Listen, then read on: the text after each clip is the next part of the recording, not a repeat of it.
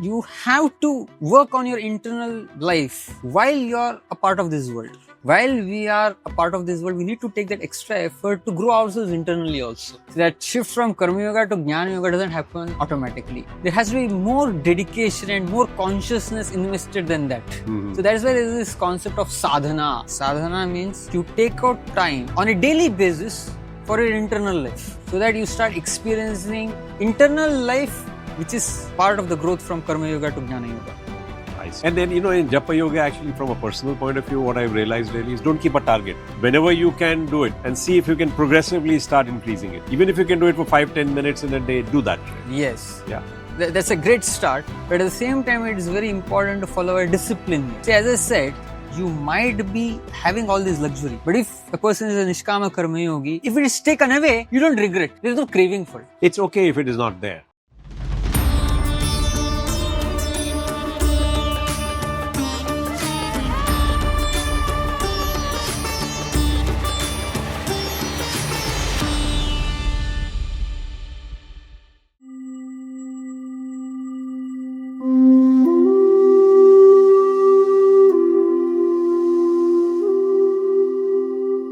Pranam Prabhuji. Yeah. We get on with our conversation on chapter 3. And last time we saw really that how Krishna explains, and like you explained, that Yagna is a part of this path of sacrifice. Yeah. It is a way for us to experience the selflessness. So you start small, and then progressively, as you progress through your career, through your life really, before you reach retirement, yeah, progressively keep increasing that path really. And don't just jump onto the Jnana Yoga. You cannot jump onto going to the forest really. Yeah. But I think in the next few verses, Arjuna says, hey, even if you think you've done sufficient, you're still not good enough to go to the forest really. So what is the explanation for that? Yes. And that's where the role of the leader comes in. You talked about a leader's additional responsibility. Yes. Absolutely. See, so far, Krishna has been persuading Arjuna not renounce his duty. You continue performing karma. Krishna is telling Arjuna that you're dependent upon karma. You're dependent upon externals. Your internal life is not yet developed. So if you renounce external world and go to the forest, you will be na ghar ka na ghat ka, dhobi ka gada, na ghar ka na ghat ka, right? So you have to work on your internal life while you're a part of this world. See, this is very important, It doesn't happen automatically. We have to take that extra effort. While we are a part of this world, we need to take that extra effort to grow ourselves internally also. So that shift from Karma Yoga to Jnana Yoga doesn't happen automatically. So maybe if you can spend a couple of minutes on what does it mean really to grow the internal part really? Basically, what does it mean really? What exactly does it mean? And through my duty, what does it mean really? It means starting to develop a craving for internal joy. As simple as that. We are driven by external craving for external sense enjoyment so far. Correct. To harbor and cultivate that internal craving for internal joy. That's what it's all about. And the Vedas give us an easy method. Performance of Yagna. Now, in the modern day world, doing elaborate yajnas may not be feasible. But the principle still holds. So let's say if I go to the temple, I go to Siddhivinayak temple and offer to the god. Is that a semi-yagna? Does that develop internal joy? Yeah. At least at that moment you feel, hey, I'm in front of God and I'm giving something. Yes, it does. But there has to be more dedication and more consciousness invested than that. So that is why there is this concept of sadhana. Sadhana means you take out time on a daily basis for your internal life. So that you start experiencing internal life, which is part of the growth from Karma Yoga to Jnana Yoga. I see. So sadhana, see, Yagyanam japa yogyospi, Krishna says in the Bhagavad Gita. Amongst yagyas, I am japa yagya. Japa yagya is considered to be a very powerful way of yagya. Japa yagya, japa is chanting of the names of God. So how is it yagya? See now yagya, there are different kinds of yagyas. Generally we think in terms of just Fire. Yeah. But there is dravyamaya yagya also. Dravyamaya yagya means you sacrifice dravya. Basically, giving in charity is dravyamaya yagya. Swadhyaya yagya means utilizing your intelligence for studying the scriptures is swadhyaya yagya. Now that intelligence can be utilized for amassing material enjoyment. But rather than utilizing your intelligence for that purpose, you are directing your intelligence for understanding God. So that is also yagya. It's sacrifice. Swadhyaya yagya. Japa yagya. Japa yagya means you chant the names of God. And that is a yagya. I see. Because you are sacrificing time. You are sacrificing energy. You are sacrificing your consciousness. So our consciousness is, generally our consciousness is directed towards external pleasure. But when we direct our consciousness towards serving God by chanting His name, it's a sacrifice. Correct. And when we, just by doing a simple thing, take out time every day to do japa yagya. You are taking out time to chant the names of God to give Him joy. In due course of time, that internal joy that comes by serving God to chanting His name will far exceed the external joy experience in life. Correct. You have made the transition now. Yeah. So yagya is very simple. Yeah. And then, in Japa Yoga, actually, from a personal point of view, what I've realized really is don't keep a target. Whenever you can, do it. And see if you can progressively start increasing it, really. Even if you can do it for 5-10 minutes in a day, do that, really. Yes. Yeah. That's a great start. But at the same time, it is very important to follow a discipline here. I see. See, as I said, for external pleasures, we automatically have a craving. We take time out also. Because we already have a craving for it, Yes. time will manifest. Correct. So when there is a craving, time will manifest. I see. So in the beginning, we don't have that craving for internal joy because we have not experienced that internal joy yet. Hence, set a target. It'll be So we need to have some discipline so that whether we like it or not, we continue doing correct. it. That makes sense. And then in due course of time, when the internal craving develops, it becomes an automatic thing. Correct. So Yeah, that makes sense. it can start small. It can start small, but even though it is small, it should be disciplined. I see. Hell or high water, I do it, whether I feel like doing it or not. See, that kind of discipline is required to, see, it's the same thing with when you want to change. Otherwise, it becomes doable when able, really. Yeah. It won't develop that sense of internal joy there or craving. Yes. So Krishna here, he has been explaining to Arjuna that you have to be a karma yogi. Karma yogi means you do karma, at the same time take up the process of yagya. And then only when you have developed that internal joy, internal craving for that joy, then only you are eligible to go to the forest renouncing your work. Then you become a jnana yogi. Now suppose Arjuna gives the argument that even though I'm working, I'm still young and I'm still working, still I'm already at a stage where I'm developed that internal craving. Then what? Can I go to the forest? Suppose Arjuna asks this question. Anticipating that question, Krishna explains the next section of the third chapter. He says, Yastu atmaratireva syad atmatraptascha manama atmani eva santushtas tasya karyam na vidyate. He says, for one who takes pleasure in the self, whose human life is one of self-realization, and who is satisfied in the self only, fully satiated, for such a person there is no duty. You understanding? See, if you are at the platform of Atmatrapta, if you are experiencing internal joy, then there is no need for you to perform any duty, any karma of this world. No need of performing any karma. You can go to the forest and you can go to the next level.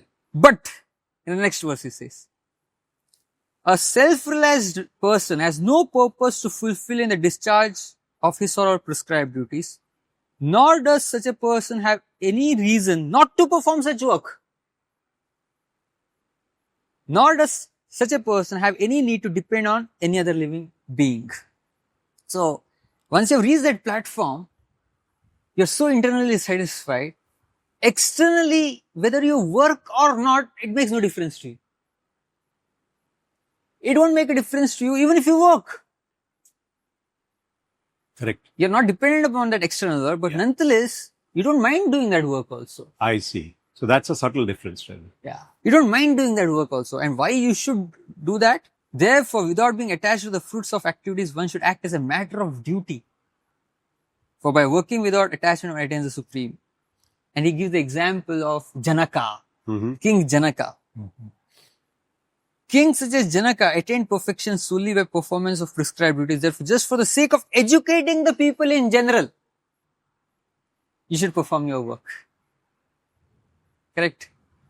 Now, you might be on that internally enlightened platform and you might prematurely go to the forest and that step in life could be sustainable for you personally. Correct. Yeah. But other people who are looking at you might see a wrong example, and even though they are not mature enough to go to the forest, maturity in this sense is they are not experiencing internal joy yet. Without experiencing internal joy, They might say that is the path for me at this stage itself. at this stage itself, and they might go to the forest also. Yeah. So for the sake of setting the right example for the people in general, you might be personally on a very elevated platform. Nonetheless, you should continue performing your duty. So as a leader, you have a significantly additional responsibility, not just of satisfying and enjoying personal joy yourself, but you should be seen also by others to be in that state, really. Absolutely. So the next verse, Krishna says, whatever action a great person performs, a leader, common people follow, and whatever standards he or she sets by exemplary acts, all the world pursues. I see. It's a very grave responsibility. See, from another perspective, all of us are leader at one level or the other. Correct. In some or the other way, in our own, cohorts, we are leaders. Yes. A homemaker, for example, is a big time leader Yeah. because the children look up to the Absolutely. homemaker. Absolutely. So Krishna is basically telling here that human life is thinking beyond yourself. Correct? So to the extent that even if you're self-realized, in fact, a person who is self-realized The higher responsibility. higher the responsibility. So he's giving this argument in these verses to Arjun. And he gives his own example here. Very interesting. I see. O son of Pratha, there is no work prescribed for me within all the three planetary systems. He is God. Yeah. He- Why should I work? Why should I work? Nor am I in want of anything, nor have I a need to obtain anything. He has no wants nor needs. Correct. And yet, I am engaged in prescribed duties. For if I ever... That's a very, very interesting example.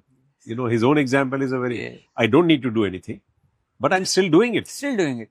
I'm God. I don't have to do anything. Correct. Still I am engaged in duty. I am, riding your chariot. For if I ever fail to engage in carefully performing prescribed duties, O Partha, certainly all men would follow my path. Very interesting section. If I did not perform prescribed duties, all these worlds would be put to ruination. I would be the cause of creating unwanted population, and I would thereby destroy the peace of all living beings. Basically, adharma will rise in society. See, dharma in society is based on following their principles. Correct. So when you are not following the principles in life, then you are following adharma. Correct? And if you remember, see in the first chapter, one of the objections that Arjuna raised for not fighting was that if I kill all these elders, then there will be religion in society. So Krishna is countering that argument here. And he's telling that by not performing your duty, you'll be setting this wrong example. A wrong example. And in that way, there will be religion in family. And that irreligion will give rise to unwanted population. Systematically, if you carefully read the Bhagavad Gita, all the objections that Arjuna raises, Krishna systematically refutes them. At the same time, see, parallelly, while refuting Arjuna's argument, parallelly is also giving knowledge about yoga in a very systematic way. Yes, yes. See, this is expertise. Multitasking you should learn from Krishna here. Time division, multitask. See, through the message of the Gita, on one hand, he was solving Arjuna's immediate needs. The confusion that he was going through, he resolved it. Yeah. And at another level, he's giving the teachings of yoga in a very systematic way Correct. for all of humanity for all time to come. Correct. So this- Yoga, Yagna, Yeah. teachings about Yagna also. Yes. Yeah. So this is like Fascinating. fascinating. Mhm. And then Krishna says, as the ignorant perform their duties with attachment to results, the learned may similarly act, but without attachment, for the sake of leading people on the right path. Hmm. See, a person who is on this platform of Atma Tripti, who is a perfected Karma Yogi here. Hmm. So, the beginning stage of Karma Yoga is called Sakama Karma Yoga. Mm-hmm. And the advanced stage is called Nishkama Karma Yoga. Kama means selfish desires. So, Sakama Karma Yoga means you are a Karma Yogi in the sense that you are looking in the direction of spiritual perfection now. That's why you have adopted the method of Karma Yoga. Karma Yoga. But nonetheless, Yes. you have desires. Hmm. You have desires. Sakama Karma Yoga. Your aspiration is correct, but you are not still there. You are on the path. That is Sakama Karma Yoga. Nishkama Karma Yoga is a platform of Atma Tripti, which Krishna is describing here. So the person is internally completely satisfied. So the person is not depending upon external activity, but nonetheless is performing those external activity for the sake of Others. Yeah. setting an example. Now, there is this interesting book called Irresistible Mm-hmm. by Adam Alter.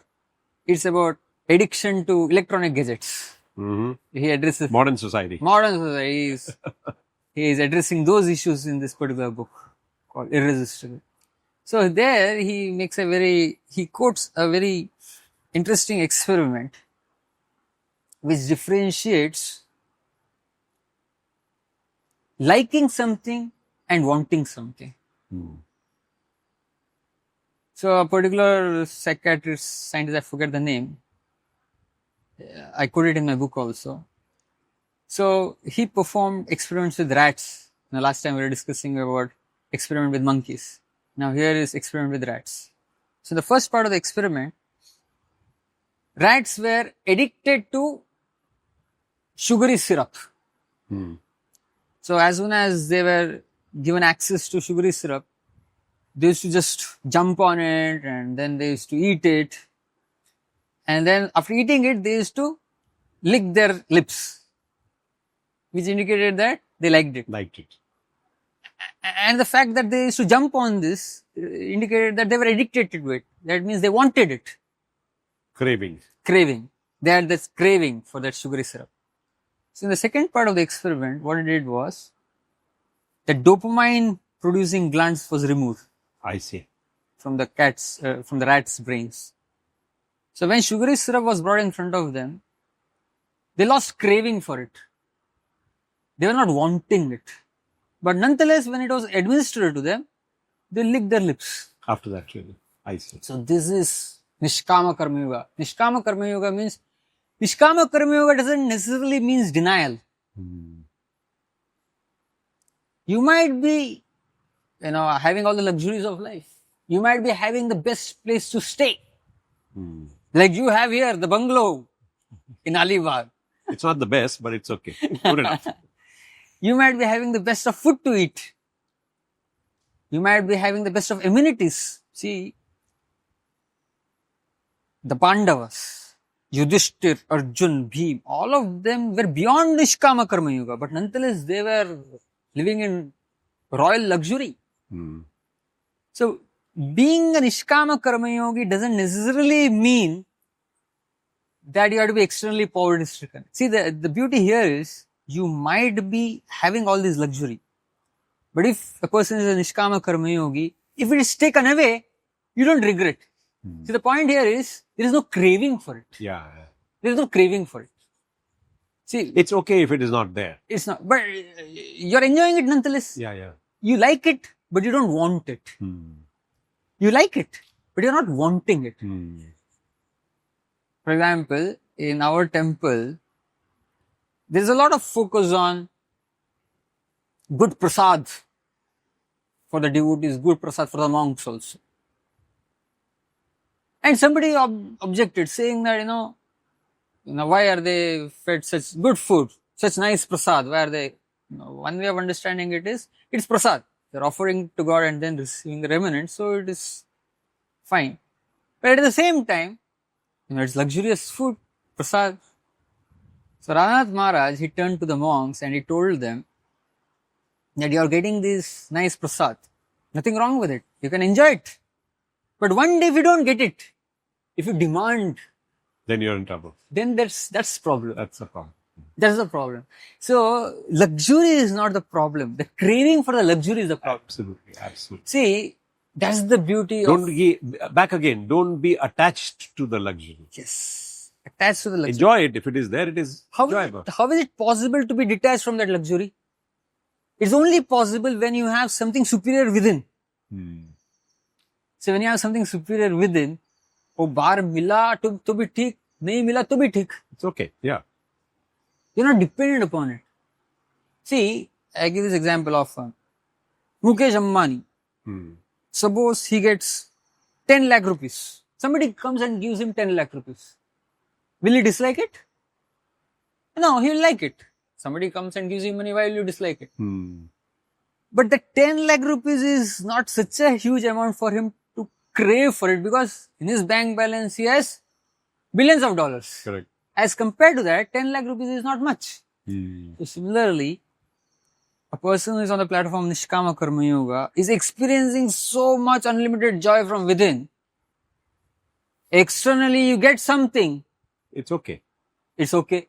If you don't get, that is also okay. That's also okay. Because you are more dependent upon your internal world than the external world now. Example of Prabhupada. See, Prabhupada, the founder of ISKCON, he started very simple. He went to the Bowery, the slums of New York. That's where he started giving his classes. But in due course of time, he was giving a class in Stanford University. He was invited to give a class in Stanford University. And one day, he had his society by that time. His followers were there. So they brought some nice popcorn for him. Prasad. And for him, it was a new thing, because he was from Vrindavan. During those times, there was no popcorn in India. So he ate, very nice, this is something nice. He said he ate it. Next time he came for the lecture there, they thought, Prabhupada liked it very much. Again, they gave him popcorn. So Prabhupada said, let it be. Because the last time I ate those popcorns, it intervened with my translating the scriptures in the middle of the night. See, Prabhupada's schedule was, he used to sleep at 10 o'clock at night, wake up at 12. And till morning, he used to translate the Bhagavatam and the other Vedic scriptures. So Prabhupada said, because it is intervening with my service, I want, even though he liked it, he had no craving for it. Correct. He didn't want it. So when we have reached this stage, such a person, you put up such a person in any situation of life, such a person will be unaffected. Doesn't matter whether you put such a person in a hut or put such a person in a bungalow or a mahal. Makes no difference. So this is detachment, internal detachment. And you have to practice it over a period of time. It need not necessarily come naturally. It's practice. That's why sadhana is important. So when you are performing yajna on a regular basis, you start experiencing that inner joy, and then you develop this sense of detachment externally, naturally in due course of time. This is the entire method here. So Krishna, that is what he's telling here. So, Prabhuji, in our normal work, while we are doing Karma Yoga, what's a good way? Some parts of work should be consciously practice detachment. What would your suggestion be to tackle it? See, we are driven by emotions rather than the intellect. Mm-hmm. Correct? Even though we are rational beings, we are driven by emotions. And that's all of our experience also. So intellectually, no matter how much we convince ourselves that being detached is not, being attached is not right, being attached is not right, it's inevitable that we become subconsciously attached. Correct. It's bound to happen. Correct. So our intellectual prowess is not sufficient yet. We require a process. A process. See, what is the power of a process is, you just go through the process, it will happen automatically. Over a period of time. Over a period of time. It'll become a habit. You will grow internally. Even if you forget about it. It's like, so the same way you told us about the process for the japa. Japa. Set a target. Set a target. You do it daily. You do it daily, no matter what. And when you do it daily, in due course of time, you'll get the results. You'll start experiencing that inner joy to such an extent that you'll develop this sense of detachment automatically. It's beyond the intellectual level. We need to go from the head to the heart. So the space between the head and the heart, long distance. It's a very long distance. It might take decades to go from the head to the heart. It starts with a theoretical understanding that attachment is trouble. But to actually feel it. See, we might speak about detachment. We might discuss detachment. But it will have some difference. But it's still at the level of the head. For it to... So conceptually, you're telling us we should increasingly practice detachment. Set yourself some targets. We should practice sadhana.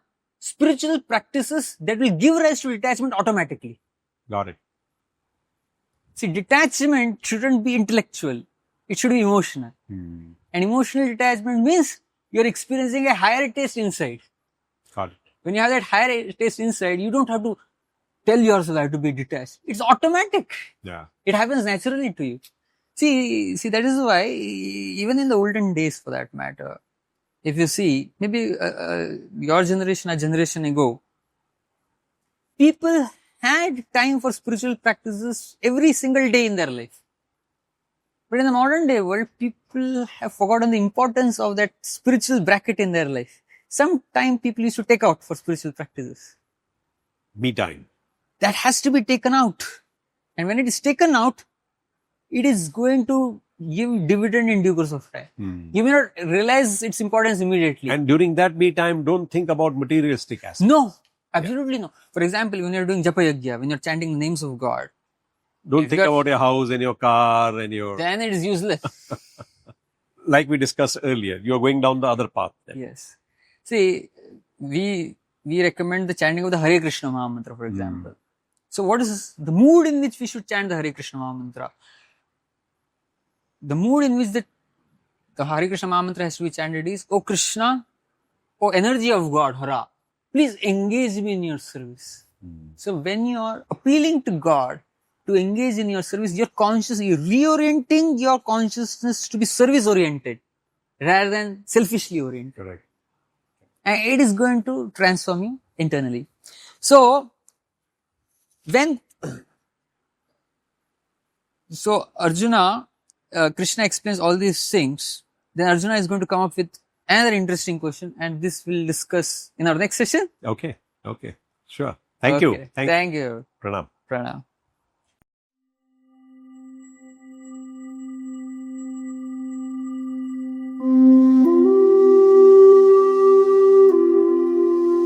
Episode 9 tells us that as long as we are dependent on external materialism, our internal life is not developed. Hence, we have to put in extra effort to develop our internal life happiness while we are part of the external world. For this, we have to do sadhana, which is taking time out on a daily basis for developing a craving for internal joy. It is important to follow a disciplined process for this. The Vedas give us an easy tool for developing this craving, and that is the path of Yagna. Yagnas can be of several types. We can sacrifice our time, we can give charity, we can study scriptures, or we can just chant the name of God. We also learned that a leader has an added significant responsibility to set an example. He has to continue doing his work even though he may already be self-realized. Here, Krishna gives his own personal example to prove the point. We also learn the distinction between Swakarma Yoga and Nishkarma Yoga. An interesting distinction is made between liking something and wanting it. There is no harm in desire or liking something as long as we don't have a craving for it, and we are okay if it is not available. And finally, we learn that we are primarily driven by emotions, however intellectual we may think ourselves to be. Hence, craving for internal joy may not come naturally or easily to us. For this, it is important to get me time, which is nothing but sadhana, and please don't think about material aspects during your me time.